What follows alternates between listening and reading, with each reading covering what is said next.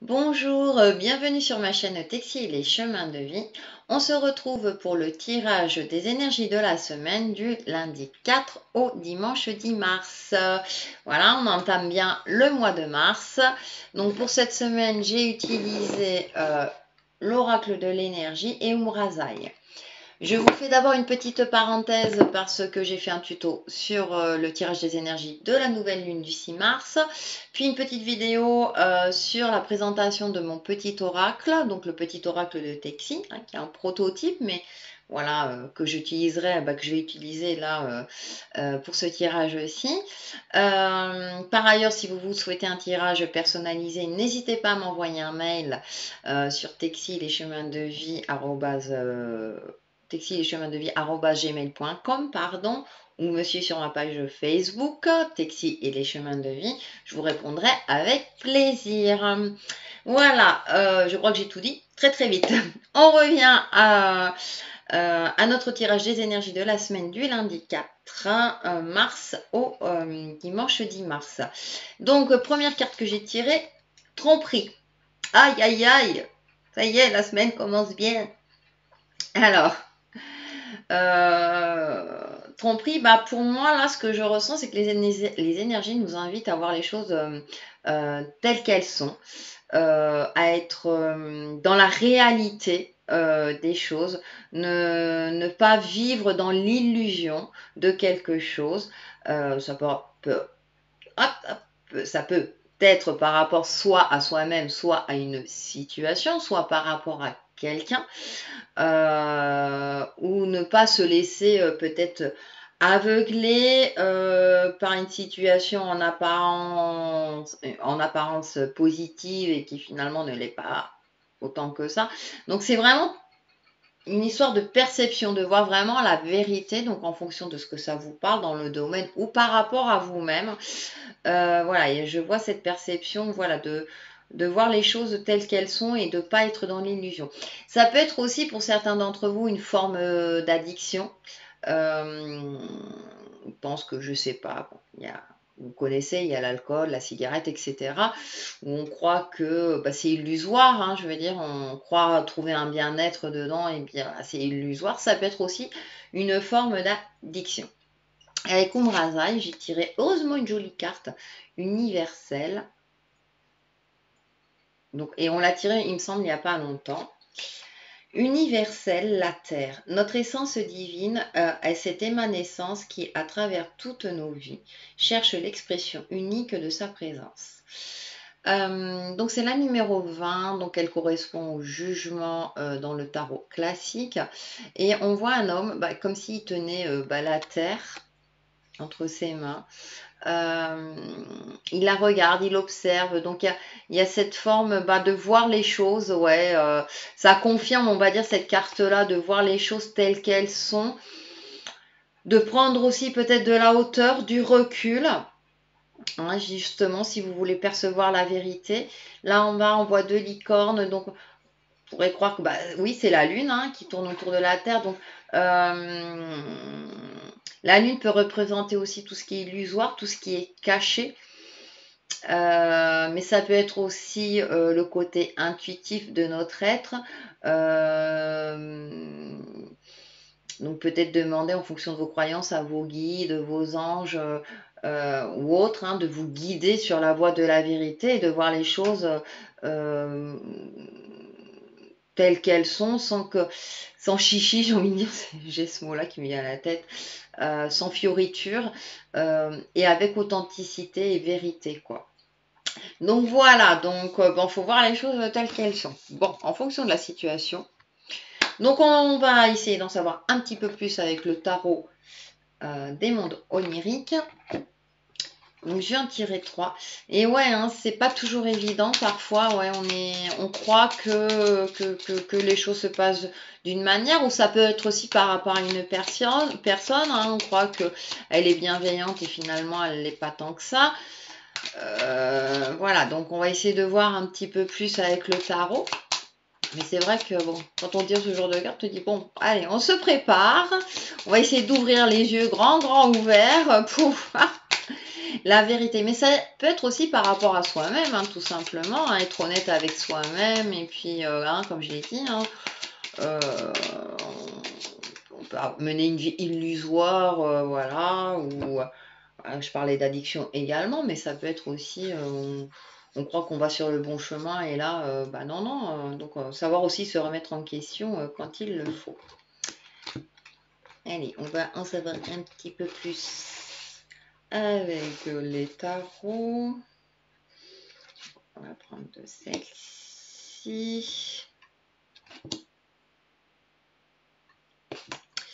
Et la roue de la fortune. Alors, c'est la roue de la fortune, hein, il marque bien. Donc, la fortune est à notre portée. Mais bon, qui dit roue, qui dit cycle, qui dit que tout tourne. Donc là, avec la carte principale, hein, on est plutôt attention, la roue risque de tourner dans le mauvais sens si vous ne voyez pas les choses telles qu'elles sont. En plus, c'est marrant parce que je vois là cet homme, vous voyez, on dirait qu'il fait tourner la terre, hein, on ne sait pas trop s'il jongle avec ou pas. Donc là, j'ai envie de dire, ouais, si vous voulez retrouver le bonheur, aller vers l'abondance, vers votre chemin de vie en toute sérénité et avec lumière, il y a une notion de fluidité, de voir... alors la roue tourne, hein, certes, alors comme je vous dis, hein, attention. Quand avec la carte de la tromperie, je me méfie. Bon, ça veut dire aussi, j'ai envie de dire que ça ne va pas durer. C'est peut-être quelque chose de passager. J'ai l'impression que les énergies nous font une petite mise en garde. Voilà. Ça peut être aussi, comment dire, quitter un monde illusoire, hein, dans lequel on s'était mis, hein, par rapport, soit à titre personnel ou professionnel, et maintenant de revenir à la réalité des choses et de reprendre les choses en cours vers le bon chemin. Moi, j'ai plus cette notion-là. Ensuite, on a le 3 de coupe, donc il y a l'aspect émotionnel, qui est là, qui est en carte centrale. 3 de coupe, il y a quand même cette notion d'évolution. Donc, a priori, la roue devrait tourner en notre faveur. Donc, c'est pour ça que là, je suis en train de me dire, c'est quelque chose de passager, c'est pas bien grave. À partir du moment où vous arrivez à percevoir la vérité, soit d'une situation, soit d'une personne, soit de votre état d'âme, de votre être, hein, le plus profond, puisque là, les cartes, a priori, sont positives. Et on finit par le roi d'épée. Et le roi d'épée, là, vous voyez, c'est quelqu'un de posé, de réfléchi. Là, maintenant, je le vois. Donc, il a le pied posé sur un crâne. Il réfléchit sur sa victoire. Mais il y a l'épée, c'est quand même le côté intellect et mental, et avec donc les cartes en énergie, hein, je veux dire les tendances générales, j'ai envie de dire qu'il y a une notion de réflexion, une réflexion aussi avec le mental, de dire, de voir concrètement ce qui va et ce qui ne va pas peut-être dans votre vie, ou bien au niveau de votre travail.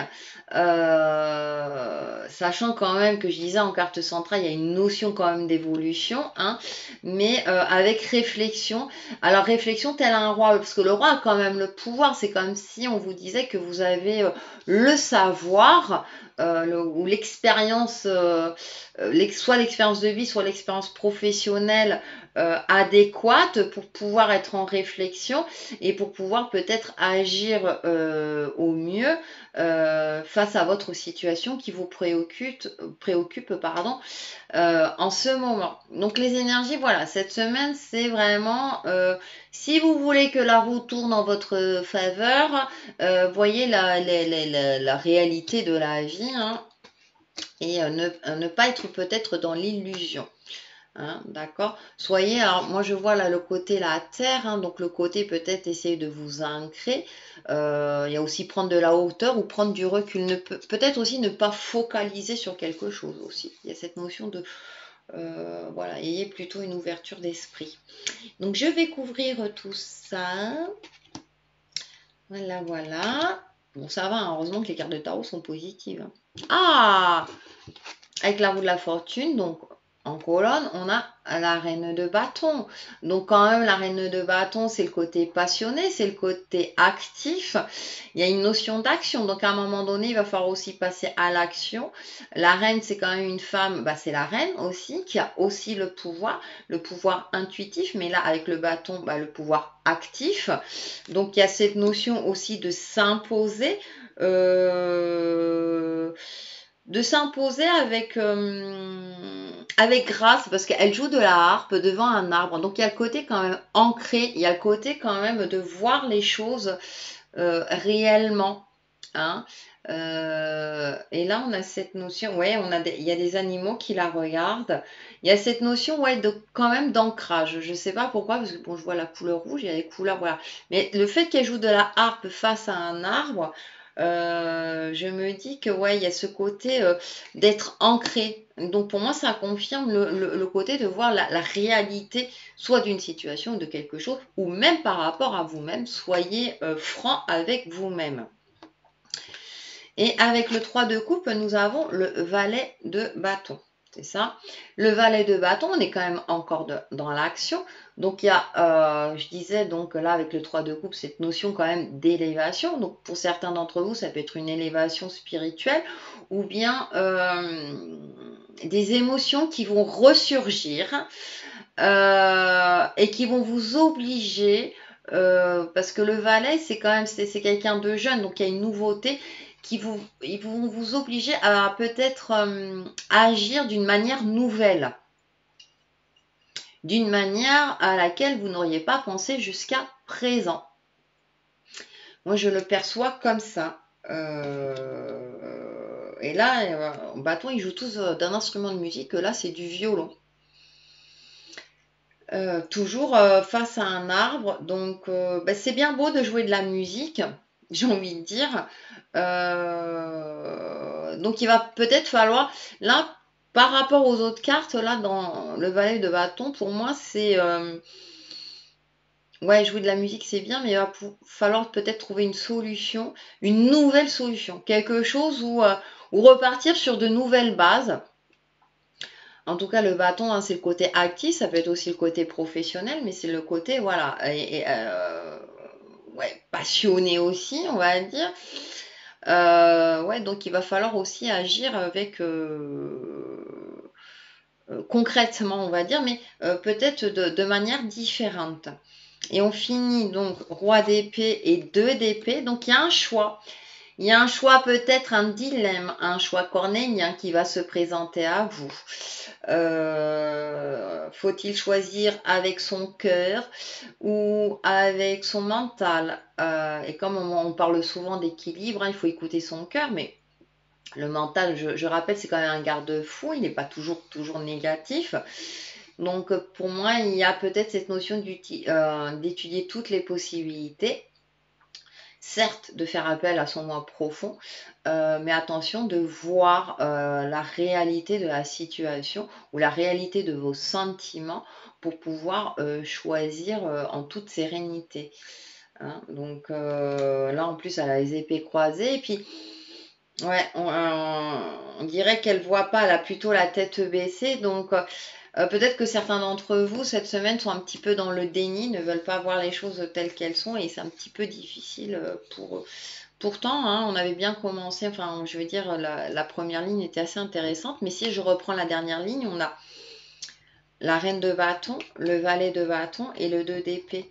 Donc, il y a cette notion aussi de euh, la reine d'épée d'être ancrée, hein, de quand même cette notion d'ancrage, même si la reine d'épée suit son intuition, mais avec le valet de bâton, bah, c'est peut-être aussi essayer quelque chose de nouveau, de trouver une nouvelle solution en fait, d'avoir un regard neuf aussi, de prendre du recul, et le 2 d'épée, bah, de faire peut-être un choix de raison, peut-être. Donc ça, c'est à vous de voir en fonction de ce que ça vous parle. Donc, je vais couvrir une dernière fois, voir s'ils nous en disent un petit peu plus sur tout ça.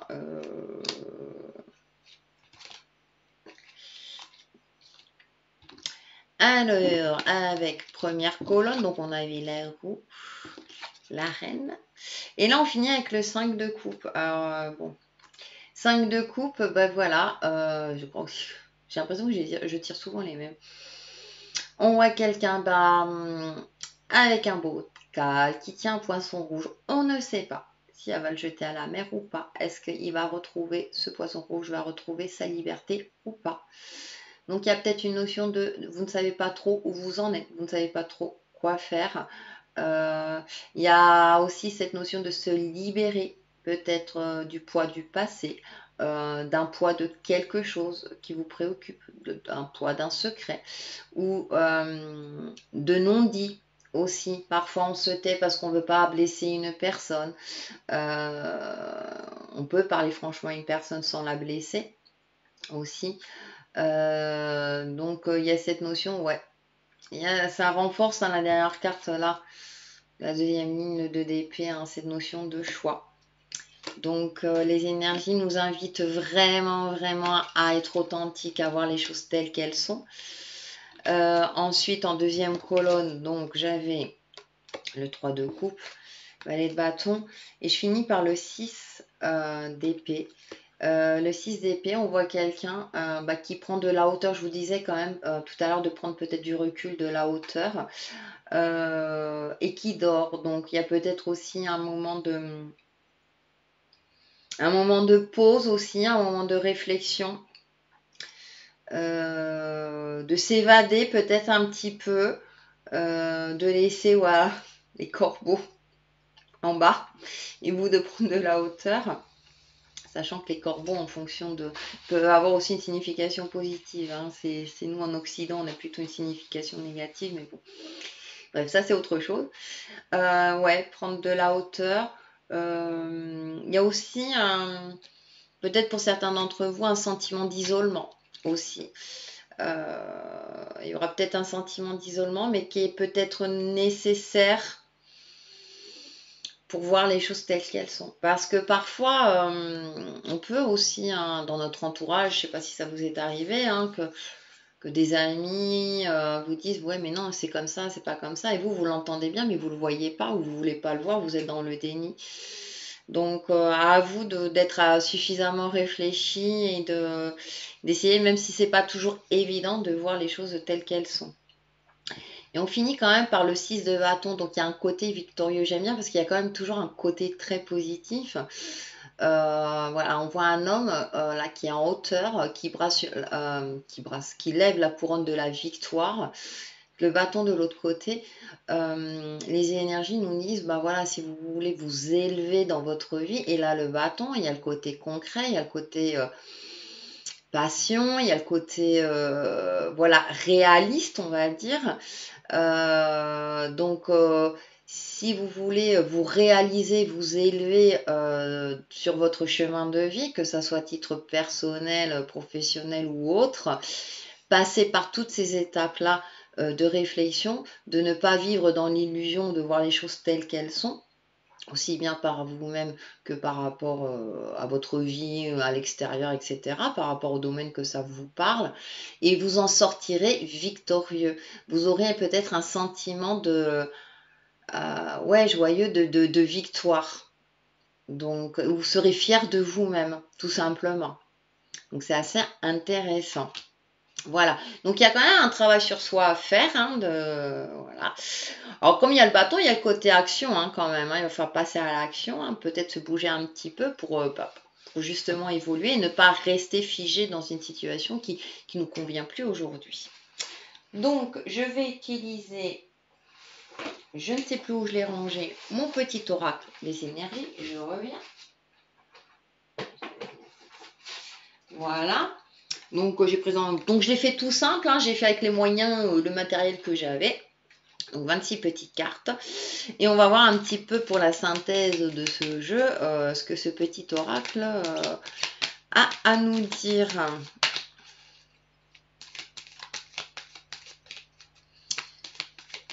En tout cas, ça glisse bien quand on plastifie. Allez. À partager.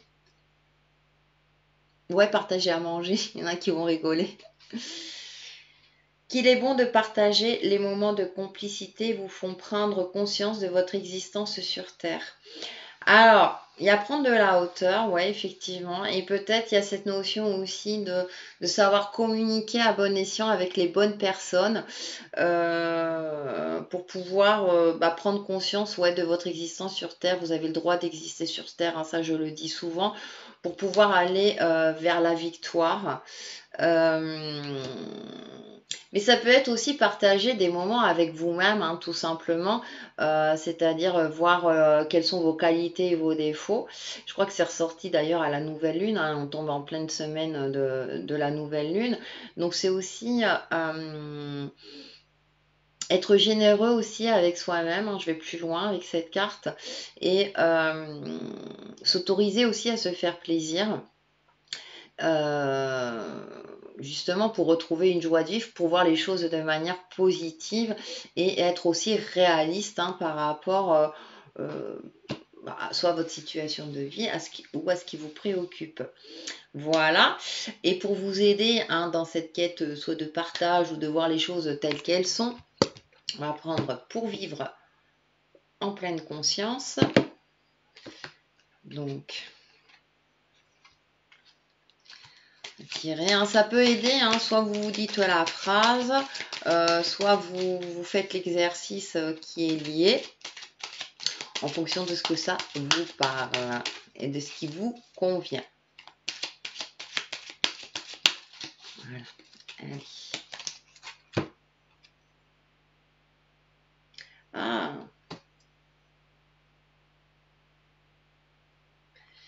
Je reconnais le pouvoir que j'ai sur mes états d'être intérieur. Ah oui, on peut être plusieurs, hein, on a plusieurs personnalités. C'est intéressant. La numéro 17, je reconnais le pouvoir que j'ai sur mes états d'être intérieur. Alors, comme quoi, hein.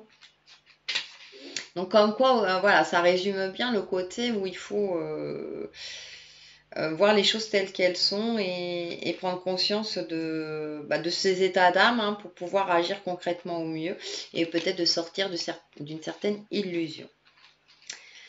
Et je vous lis la carte. Grâce à mes expériences de vie présentes et passées, je suis à présent capable de prendre totalement la responsabilité de mon bien-être ou de mon mal-être. Je sais que, malgré les hauts et les bas inévitables de la vie, j'ai le pouvoir de choisir comment je vivrai l'expérience et son apprentissage. J'ai toujours le choix entre les rôles de victime ou d'apprenti. Comme le disait si bien Nelson Mandela, je ne perds jamais, soit je gagne, soit j'apprends. Ah, super intéressant. Donc voilà, avec cette carte-là, rassurez-vous. Hein, et puis il y a cette notion de roue aussi, hein, je vous disais. Donc si vous voulez retourner vers le positif, hein, n'hésitez pas à appliquer cet exercice. Action d'intégration. J'observe de façon neutre et détachée une situation qui suscite mon intérêt présentement. Je me demande ce que cet événement peut m'apporter en apprentissage et ce que j'ai à y gagner pour mon évolution. Je tente de ne faire intervenir ni mon sens analytique ni mes émotions. Je laisse ma conscience supérieure m'aider à avoir une vision globale et impartiale. Je mets à contribution ma précieuse sagesse acquise avec les années d'expérience évolutive. Donc c'est très intéressant parce qu'on vous demande quand même d'utiliser votre expérience de vie. Nous avons tous une expérience de vie plus ou moins longue. N'hésitez pas à l'utiliser pour voir, pour ne plus être trompé, pour ne plus vivre dans l'illusion et être dans l'authenticité. Voilà pour ce tirage des énergies de la semaine. Je vous dis à très très vite sur ma chaîne Texi et les chemins de vie. Bye bye!